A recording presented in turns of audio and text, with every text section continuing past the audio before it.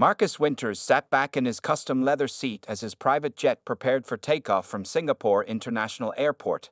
At 52, the tech billionaire had built Winters Global from nothing into a company worth billions. The past 3 weeks of meetings and deal-making had left dark circles under his eyes, but the contract he'd just secured would change the future of his company forever. "We're cleared for takeoff, Mr. Winters," came the voice of his pilot through the intercom. "Weather looks good for most of our journey." Marcus pressed the button to respond. "Thank you, Ms. Chen." He had only met Amara Chen briefly before boarding. She was younger than his usual pilots, maybe in her mid-30s, with confident eyes and a firm handshake.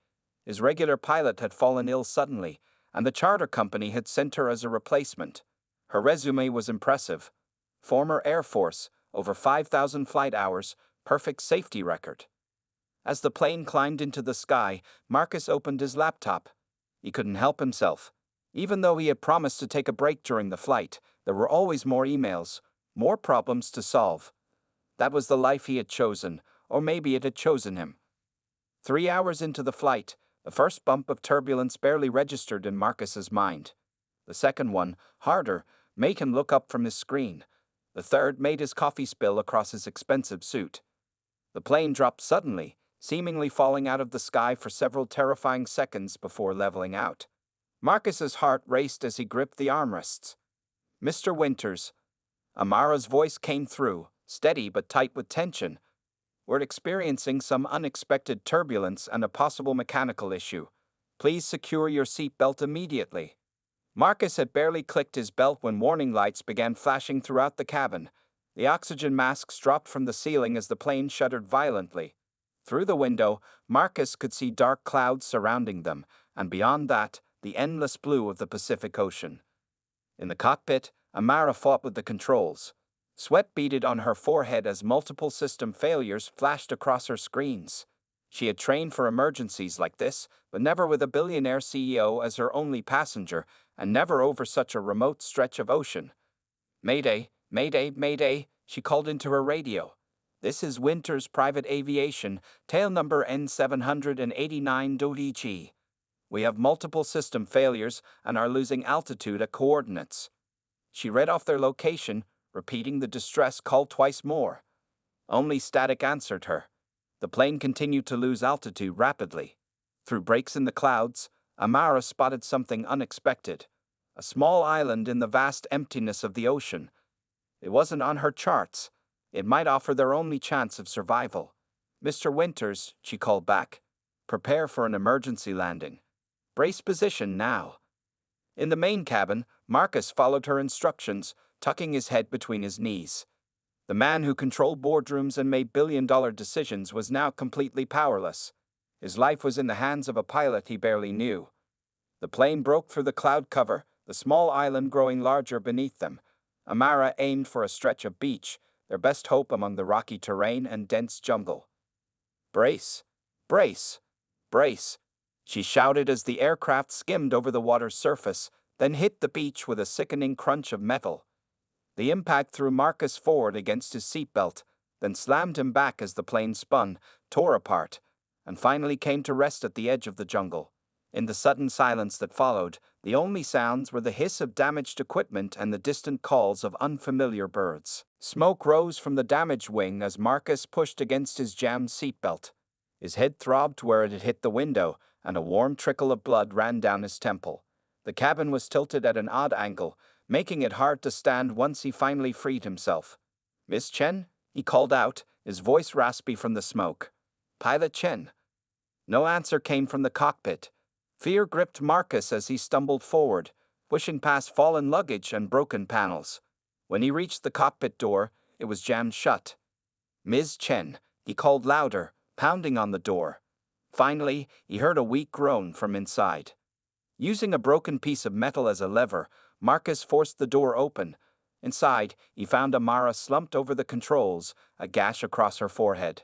Her right leg was trapped beneath crushed equipment, bent at a worrying angle. "Don't move," Marcus said, checking her pulse.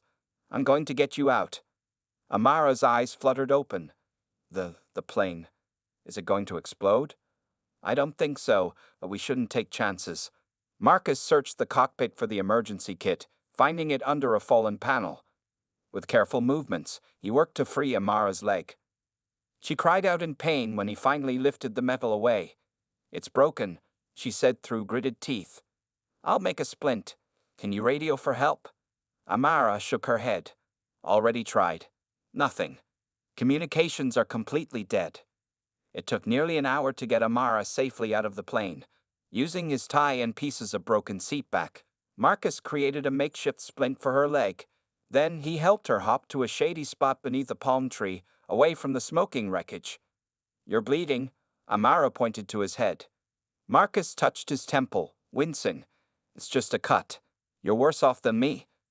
"We need to take inventory of what we have," Amara said, trying to stay professional despite the pain.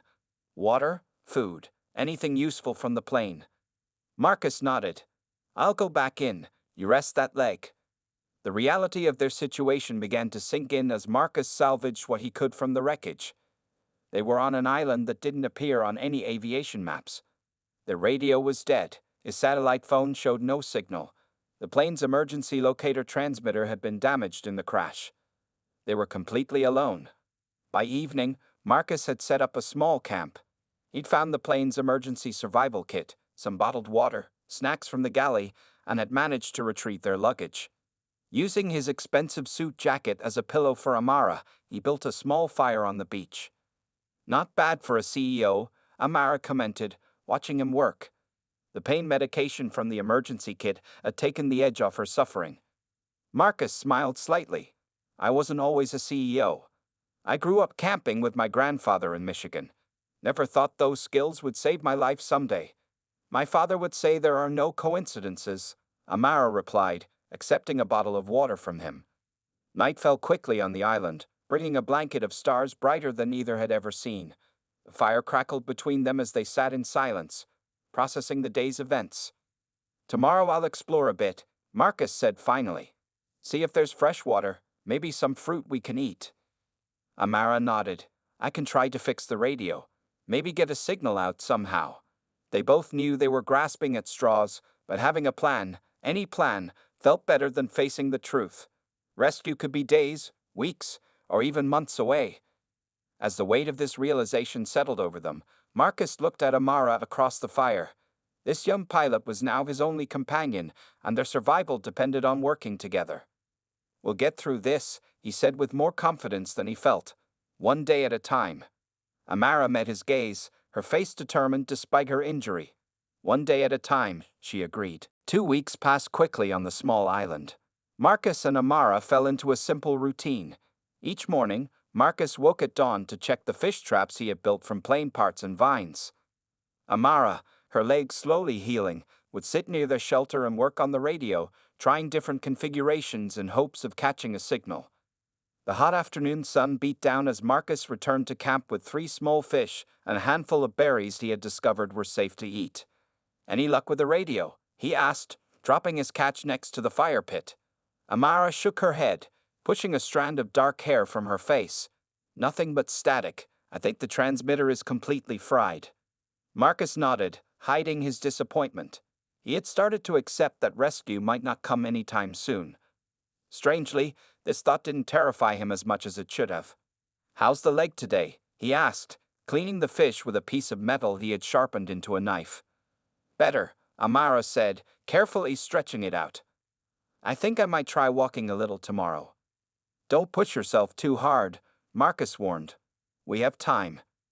The irony of his words wasn't lost on either of them. Before the crash, time was the one thing Marcus Winters never had enough of. His calendar had been scheduled in 15-minute blocks. Now, time stretched endlessly before them. As evening approached, they sat together by the fire, watching the flames dance in the growing darkness. These quiet moments had become precious to them both. A time when the walls between CEO and pilot seemed to dissolve. "Tell me about your company," Amara said suddenly. "How did you build it?" Marcus poked at the fire with a stick. "It's not a very exciting story." "We have nothing but time," Amara reminded him with a small smile. Marcus looked at her across the flames, seeing genuine interest in her eyes. Not the fake attention he was used to from people who wanted something from him. I grew up in Detroit. Single mother, 4 kids in a 2-bedroom apartment, he began. We didn't have much, but my mom worked 2 jobs to buy me my first computer when I was 12. Amara listened as Marcus described teaching himself to code, working night shifts at a gas station to put himself through college, and finally developing the software that would become the foundation of his empire. I never slept, he admitted. 4 hours a night for almost 10 years. Built the company from nothing to billions. He paused, staring into the fire. Sacrificed everything else along the way. Everything? Amara asked softly. Family, friends, relationships, he shrugged. Success has a price. The fire crackled in the silence that followed. Your turn, Marcus said finally. How does someone become a pilot for billionaires? Amara laughed, a sound that had become more frequent as days passed.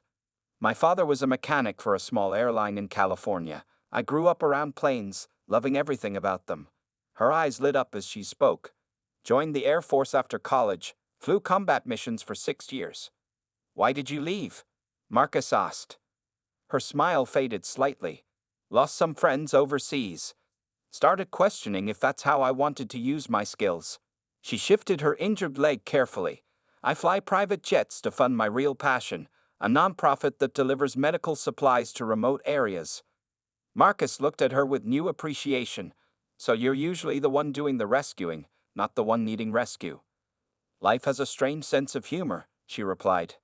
That night, as they retired to their separate sides of the shelter, Marcus lay awake, seeing Amara in a completely new light. Not just as the pilot who crashed his plane, but as someone who had built her own path with the same determination he had used to build his empire. And for the first time in years, Marcus Winters felt something he couldn't quite name, a connection that had nothing to do with business or power. Dark clouds gathered on the horizon as Marcus secured the palm fronds on their shelter. The past month had taught him to read the island's weather patterns, and this looked like a big storm coming. We should collect more drinking water, he called to Amara, who was testing her strength by walking along the beach. Her leg had healed enough that she could move around with a driftwood cane Marcus had carved for her. I'll check the water collectors, she replied, limping toward the series of large leaves and plain parts they had arranged to catch rainwater. The first drops began to fall as they finished their preparations. By nightfall, the storm had arrived in full force. Wind howled through the trees, and rain pounded their shelter mercilessly. I'd never seen rain like this, Marcus shouted over the noise, holding a piece of tarp in place as it threatened to tear away. Monsoon season, Amara yelled back. The islands in this region get them regularly. A sudden crack split the air, and before either could react, a massive palm tree crashed down, tearing through the center of their shelter. Rain poured in as their home of the past month collapsed around them. Move. Marcus grabbed Amara's arm, pulling her away from falling debris. They scrambled through mud and rain, seeking refuge under a rocky overhang they had discovered during their exploration. Soaked and shivering, they huddled together in the small space as the storm raged on. All our supplies, Amara said, her teeth chattering. We'll rebuild? Marcus replied, surprising himself with his calmness. Everything important survived. He looked at her, adding quietly, we survived. For the first time since the crash, they slept side by side, sharing body heat through the long, stormy night. Morning revealed the extent of the damage. Their shelter was completely destroyed, and many of their carefully collected supplies were scattered or ruined. The only blessing was that the rain had filled all their water containers. We start over, Marcus said, surveying the wreckage. There was no trace of the frustrated CEO who would have exploded at the smallest setback in his old life. They worked together through the day, salvaging what they could and beginning to build a new, stronger shelter farther from the treacherous palms. Amara's engineering knowledge complemented Marcus's newfound practical skills. When she suggested a design change, he listened without ego. When he had an idea for water protection, she improved upon it. As the sun began to set, they stood back to admire their half-finished new home. Not bad for a day's work, Amara said, wiping sweat from her brow. We make a good team, Marcus replied, handing her a coconut he had cracked open. Better than I expected, honestly, she admitted, taking a drink of the sweet coconut water. What do you mean? Amara hesitated. When I first met you boarding the plane in Singapore, I thought you were just another rich guy who wouldn't even remember my name. Marcus winced at her accuracy. That was probably true. But here, she gestured around them, without all the money and power, you're different. Maybe this is who I always was, before the company took over my life, he said thoughtfully. Sometimes I don't recognize the man I became. They sat together on a fallen log, watching the sunset paint the sky in brilliant oranges and pinks. My father used to say that sometimes we need to lose our way to find our true path, Amara said softly. Wise man, your father. He would have liked you. The island I mean. Marcus smiled, a genuine smile that reached his eyes. I think I like the island, me too. That night, in their half-built shelter, something shifted between them. Not just survival partners anymore, but something more. A bridge had formed, connecting two lives that never should have intersected. As stars appeared overhead through the gaps in their roof, neither spoke of this change, but both felt it as clearly as the island breeze on their skin. 3 months had passed since the crash. Their new shelter stood strong against the elements, a testament to their combined ingenuity. Inside, they had created separate spaces divided by a hanging airplane blanket, maintaining a professional boundary that felt increasingly artificial. Marcus sat on the beach at sunrise, watching waves crash against the shore. His once trimmed beard had grown full, and his designer clothes had been replaced by makeshift garments fashioned from salvaged items. The island had transformed him physically, but the greater change was inside. He heard Amara's footsteps behind him, recognizing her distinctive gait, still slightly uneven from her healing leg. Morning, she said, sitting beside him on the sand. Couldn't sleep. Marcus shook his head. Just thinking. Dangerous pastime, she teased, bumping his shoulder with hers. This easy friendship had developed naturally between them. Yet lately, Marcus found himself watching Amara when she wasn't looking, noticing the way sunlight caught her hair or how her eyes crinkled when she laughed. I've been thinking about something, Amara said, drawing patterns in the sand with her finger. If we're rescued tomorrow, what's the first thing you do? Marcus considered this. Before the crash, he would have said check stock prices or call my executive team. Now those answers seemed hollow. Honestly, I'd probably invite you to dinner, he said, the words escaping before he could catch them. Amara looked up, surprise evident in her expression. Dinner? Marcus felt heat rise to his face that had nothing to do with the morning sun. To thank you for keeping me alive these months. Oh, was that disappointment in her voice? You've kept me alive just as much. They fell into silence, watching the horizon where no rescue boats or planes had yet appeared. Later that day, Marcus ventured into the island's interior to collect fruit. The terrain was treacherous, with loose rocks and steep inclines. As he reached for a particularly juicy-looking mango, the ground shifted beneath him. Marcus! Amara's voice came from below. She had followed him, concerned about him going alone. Before he could respond, the rocks gave way. Marcus slid down the hillside, stones tumbling around him. He managed to grab a tree root, stopping his fall, but a boulder the size of a suitcase continued rolling directly toward where Amara stood. Move, he shouted. Instead of running, Amara calculated in split seconds. She was directly between the boulder and their shelter. If she moved, it would destroy everything they had built. Marcus watched in horror as she stood her ground, using her good leg to brace herself. At the last moment, she pivoted and deflected the boulder with a sturdy branch, sending it harmlessly into the bushes. The danger passed in seconds, but the image of Amara facing the boulder burned in Marcus's mind. He scrambled down to where she stood, hands shaking. What were you thinking? He demanded, checking her for injuries. You could have been killed. I was thinking about our home, she said simply. Our home. The words hung between them. Nothing on this island is worth your life, Marcus said, his voice softer now, hands still resting on her shoulders. Amara looked up at him, something unspoken passing between them. Some things might be. That evening, as they ate dinner by the fire, a new awareness hummed in the air. Marcus found himself noticing the distance between them, close enough to reach out, yet separated by invisible barriers of age, background, and professional relationship. He was her employer, technically. She was 18 years younger. He was a billionaire. She was a pilot with dreams bigger than wealth could measure. A relationship would be complicated in the real world if rescue ever came. Yet here on the island, watching firelight dance across Amara's face, those complications seemed to belong to another lifetime. The only reality that mattered was this: two people, alone together, fighting to survive each day. And somewhere along the way, survival had become something more. The morning sun filtered through palm leaves as Marcus added more wood to their signal fire. Every day for 6 months, they had maintained this ritual, though hope of rescue had faded with each passing week. One day, someone will see it, Amara said, joining him with a basket of fruit she had collected. Marcus nodded, though neither truly believed it anymore.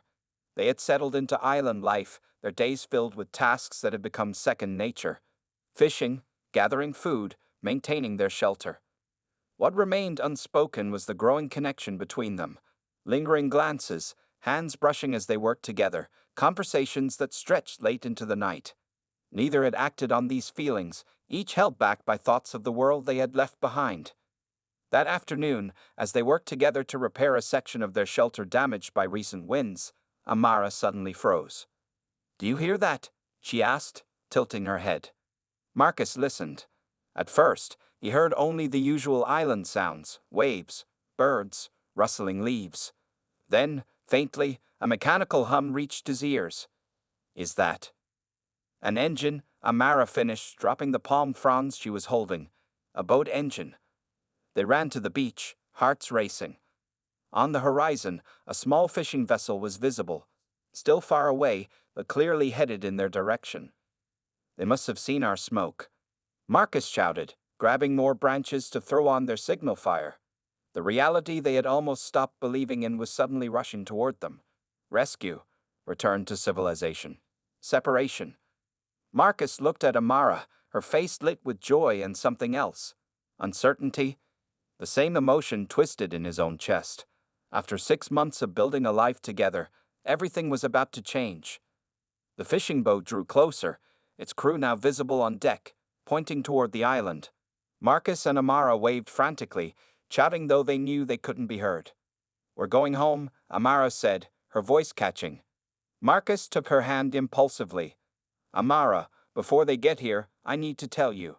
She squeezed his hand but shook her head. "Not now, there will be time later." But both knew the truth.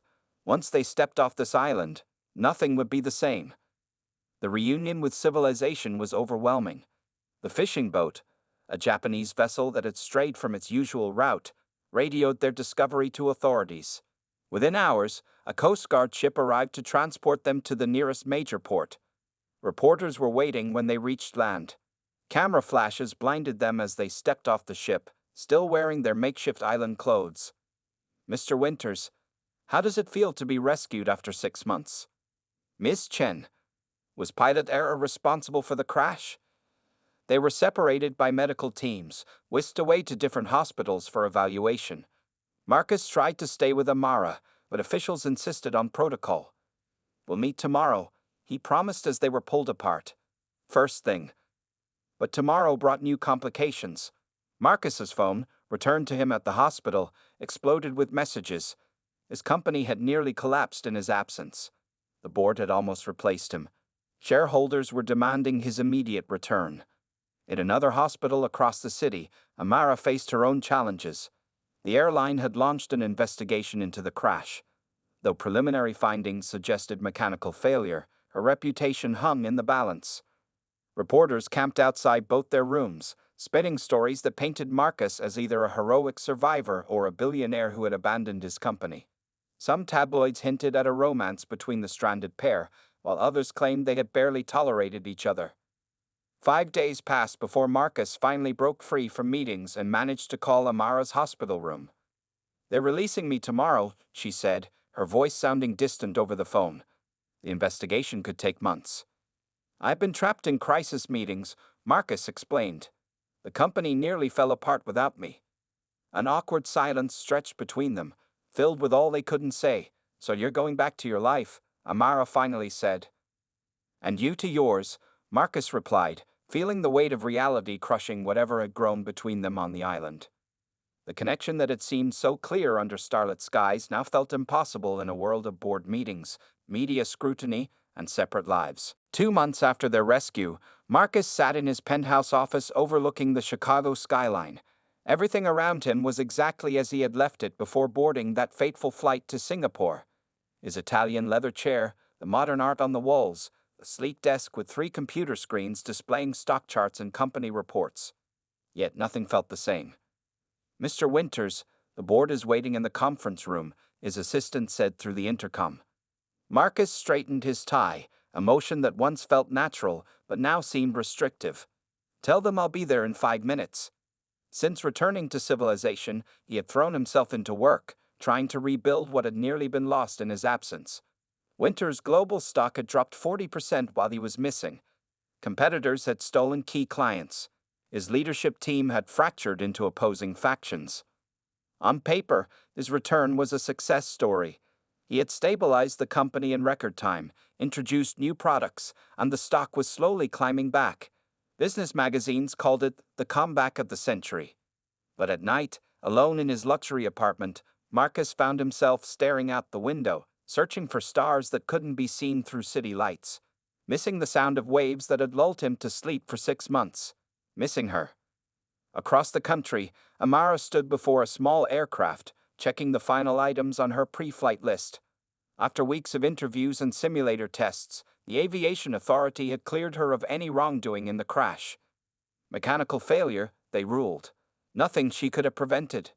"Engine looks good," asked a young volunteer, loading medical supplies into the cargo hold. Amara nodded. "Perfect. We'll reach the clinic in Guatemala by nightfall." Her nonprofit had struggled during her absence, but supporters had rallied once news of her rescue spread. Donations poured in, allowing her to expand operations. Now she was back doing what she loved, flying medicine to those who needed it most. Yet as she climbed into the cockpit, muscle memory brought back sensations of that day: the alarms, the loss of control, the crash. And after those memories came others. Building shelter with Marcus, laughing by firelight, the look in his eyes when he thought she might be hurt. She had searched for news about him online. The articles showed him at company events, shaking hands with politicians, announcing new initiatives. Always in perfect suits, his beard neatly trimmed, no trace of the island visible in his appearance. He had returned to his world, just as she had returned to hers.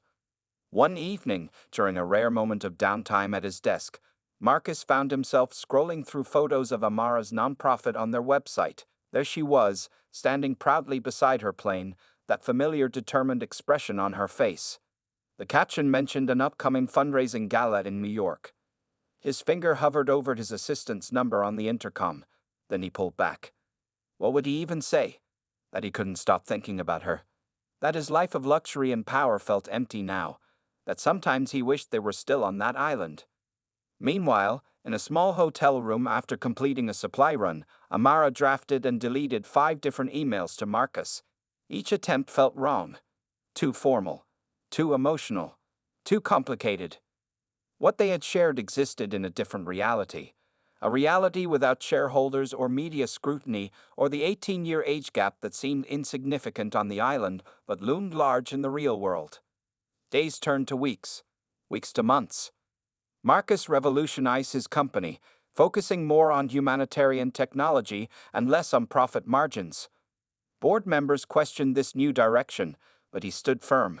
Near-death experiences changed priorities, he told the press when asked about the shift. Amara expanded her nonprofit's reach, adding new routes and recruiting more pilots. When interviewed about her island ordeal, she spoke of survival and resilience, carefully avoiding mentions of the man who had shared those months with her. Their lives moved forward on parallel tracks, separated by circumstance and choice. Both successful, both respected, both incomplete. The New York Marriott ballroom glittered with chandeliers and the jewelry of wealthy donors. Marcus adjusted his bow tie, uncomfortable despite the perfect fit of his tuxedo. He hadn't planned to attend the Aviation Without Borders annual fundraiser, but when a board member fell ill and offered his ticket, something made Marcus accept. He told himself it was just good business. Supporting worthy causes was part of his company's new direction. It had nothing to do with the organization's founder. Until he saw her. Amara stood across the room in a simple blue dress, her hair styled in an elegant updo. She was speaking animatedly to an elderly couple, gesturing with hands that Marcus once watched craft fishing spears and weave palm fronds. His heart raced in a way no board meeting had ever triggered. Should he approach her? What would he say after nearly a year of silence? The decision was made for him when Amara turned and their eyes met across the crowded room. For a moment, they both froze, the elegant party fading into background noise.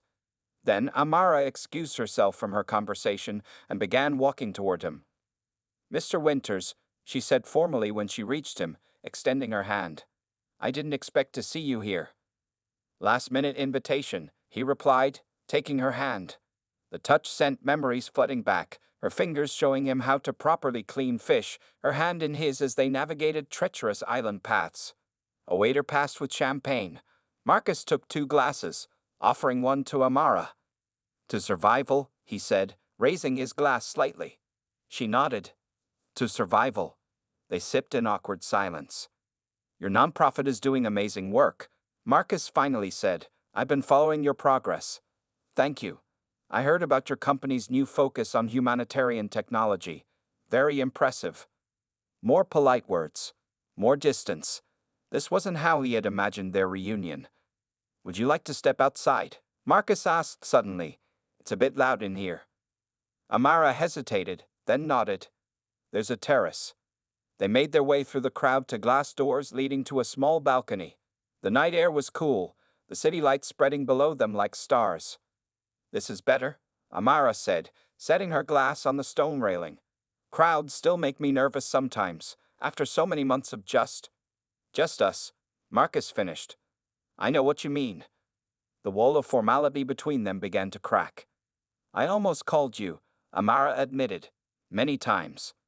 "I almost called you too," Marcus said. "I would stare at your number on my phone, but never press dial." "Why didn't you?"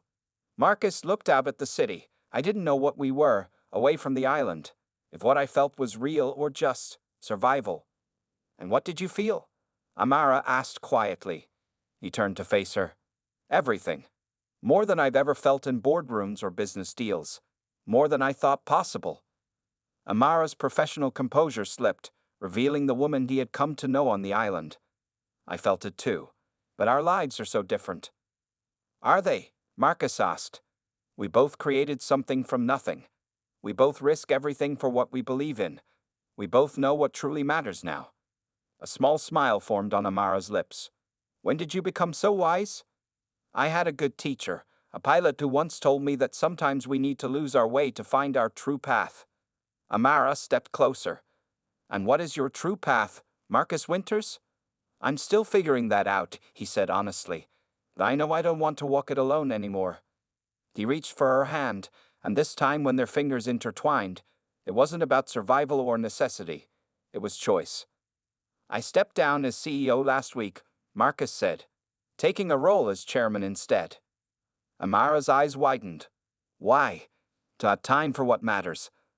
I'm starting a foundation focused on emergency technology for remote areas." "That sounds suspiciously compatible with a certain nonprofit that delivers medical supplies to remote regions," Amara said, a playful tone entering her voice. "Pure coincidence," Marcus replied with a smile that suggested anything but. Behind them, applause erupted from the ballroom as the evening's program began. Neither moved to return inside. "We should probably talk about the age difference," Amara said, "and the media attention, and a dozen other complications." "We should," Marcus agreed.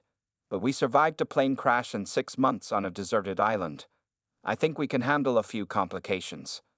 As the city hummed below and stars twinkled faintly above, they began a new conversation, not as CEO and pilot, not as survivors, but as 2 people choosing to build something together, this time on their own terms.